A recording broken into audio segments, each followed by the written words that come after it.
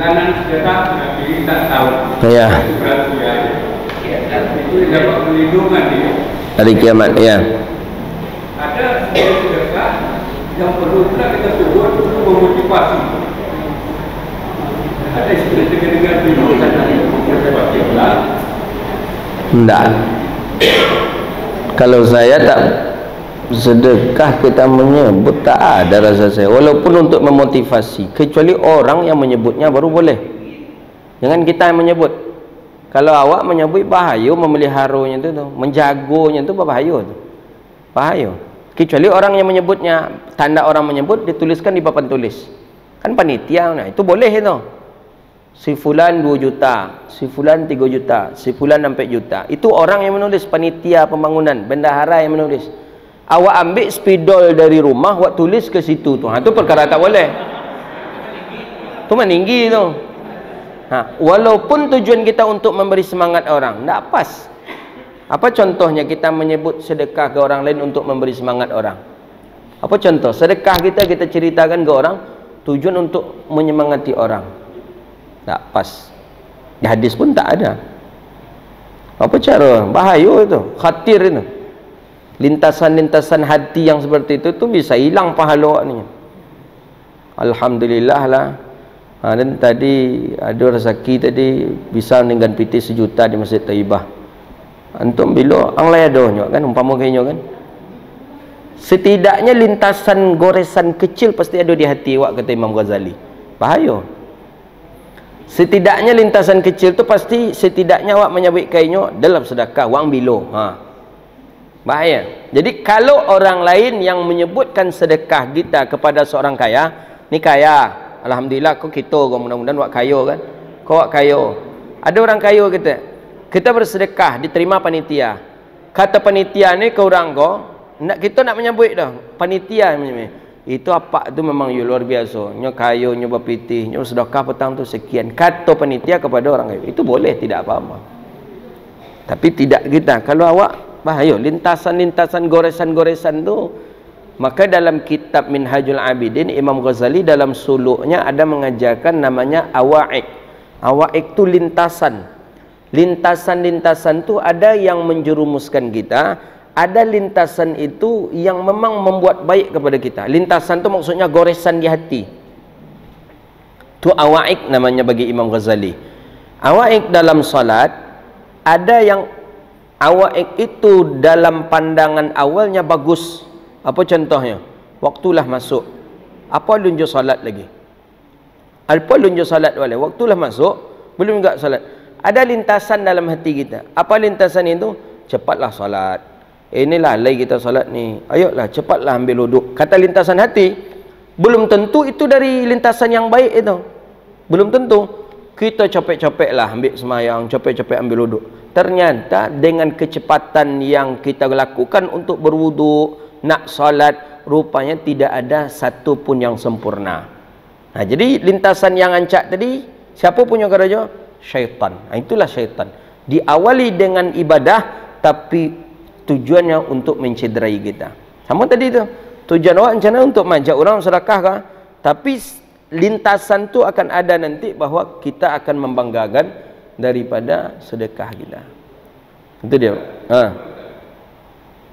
Kita dari isteri kan izin kita dapat pahalanya.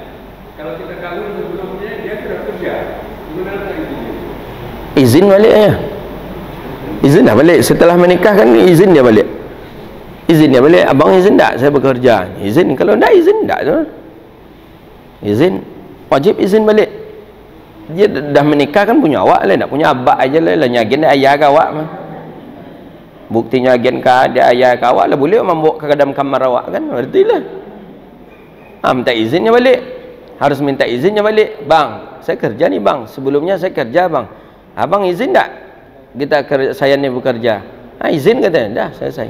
Tak bisa langsungnya. Abang faham juga, di sana kadang Jadi kita kan ada ta'aruf, wak taunya ini kerajo ndak? Oh ndak.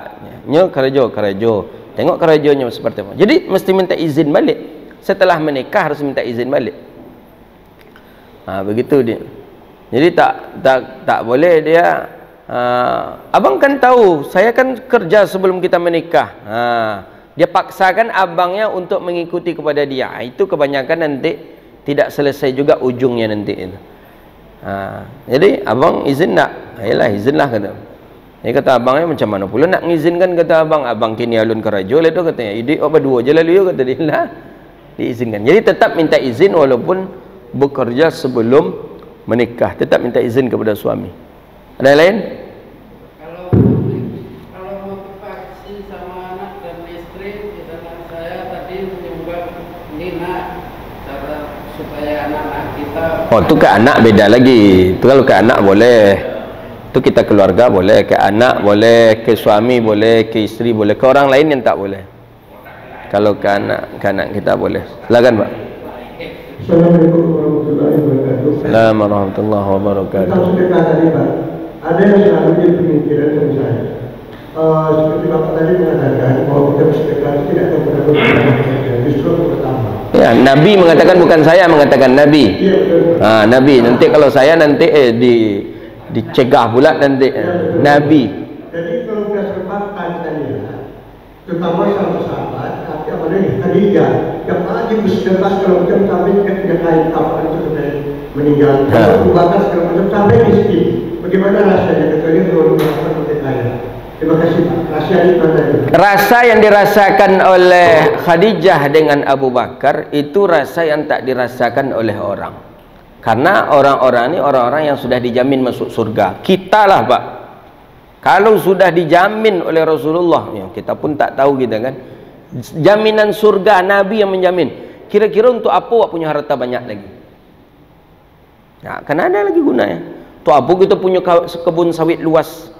Untuk apa? Nabi yang menjamin. Itu sudah nikmat dari segala nikmat yang didapatkan oleh Abu Bakar dengan Khadijah itu. Makanya Khadijah mengatakan, kalau nanti laku tulang belulangku dijual nanti ya Rasulullah, setelah aku mati, juallah tulang belulangku dan sedekahkanlah.